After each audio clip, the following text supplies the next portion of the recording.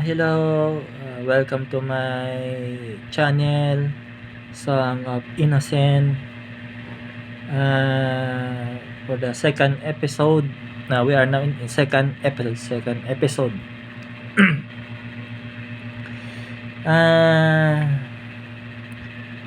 This all part of a we say a sermon, or talk or to communicate for a simple understanding, right? You may know, I may know the word of understanding. You say understanding, I say understanding. We talk how to understand. Talk to understand. I talk to understand. You talk to understand. We understand. For a reason, to communicate, you and I, we talk, we communicate. We talk, we communicate, we understand. You, I, we understand. In a word of communication, in a word of communicating, you know, I know, you should understand. You know, I know, you should understand. I will understood. The way to talk, the way to communicate is a way to simply. It's a way of simply.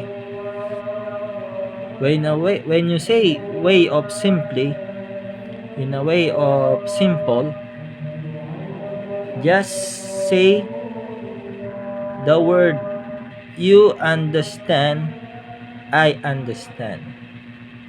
If you don't say the word you understand, I don't understand either.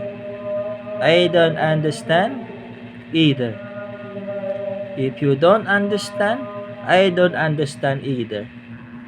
So you need to know the reality. You need to understand. For us to communicate, you should know how to say the word you understand. I understand. You understand. Both of us, we understand. Communicate in a simple understanding. The saying word understanding, very simple. Very simple. I, you, he or she understand. Should understand. In a simple way of communicating,